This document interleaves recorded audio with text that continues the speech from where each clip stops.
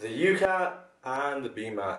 If you're a student applying to medical school this year, these are two words you are probably absolutely sick of hearing.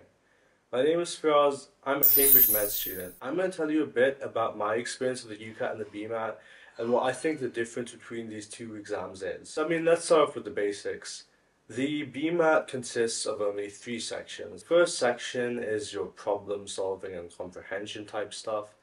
Second section is then going to be your hardcore science, and the third section is where I think it gets a bit interesting. That's where you have to actually write down an essay, which apparently they sometimes ask you about at interviews, so that's a bit more complicated.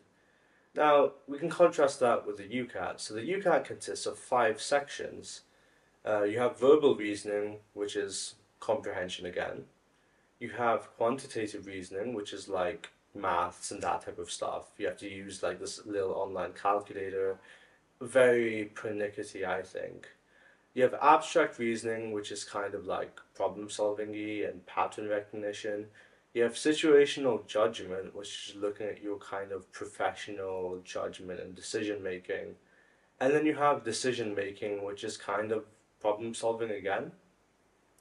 I'd say the two exams are pretty different. The only real parallels I draw between them are you need to be pretty good at mental math for both exams, and you have that comprehension aspect in each exam, which is similar, I guess. Also, another big difference between the exams is what universities use them.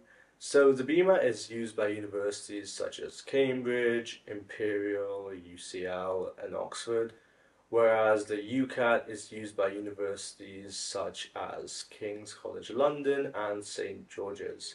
So now in terms of preparation, what I would say is divide up your preparation based on what unis you're applying to. So let's say you're applying to only 1 BMAT uni and 3 UCAT unis. Obviously spend more time on the UCAT and vice versa. Also, it might be useful to think about your strengths. I, for example, am someone found the BMAT way more straightforward than the UCAT. That might have also been because I studied more for the BMAT, but that's a different issue. I think another thing that is definitely useful to keep in mind is I would treat them as very separate exams and prepare for them as so.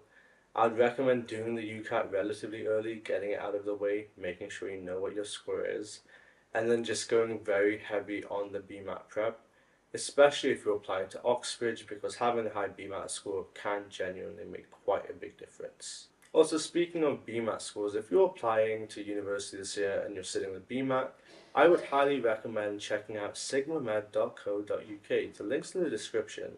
Me and my friend Hamzah are Cambridge University students. We have created an online BMAT video course which essentially teaches you the BMAT, and it was used by over 80 students last year.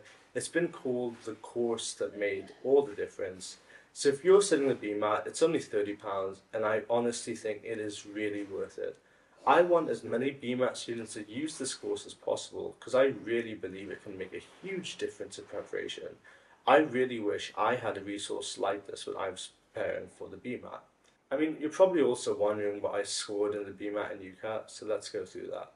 In the UCAT, I scored a 2890 band 1, as you can see on the screen.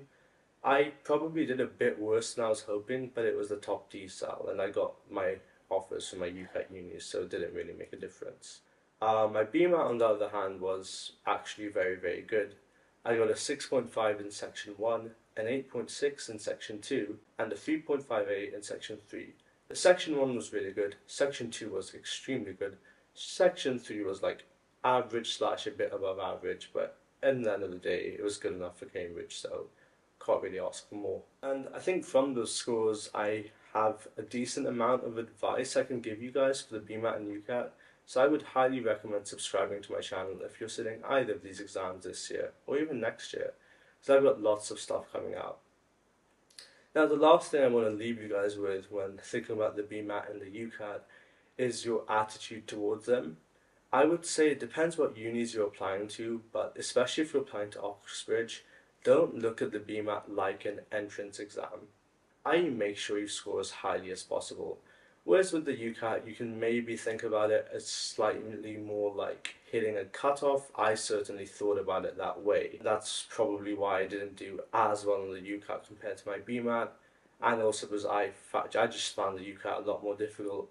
The UCAT's probably a bit less predictable than the BMAT, but overall I used Medify and I got a decent score. Whereas with the BMAT, I had to do quite a lot of work myself, pulling together resources, self-teaching, and I've tried to condense that in the Sigma Med BMAT course, so I would highly recommend checking that out.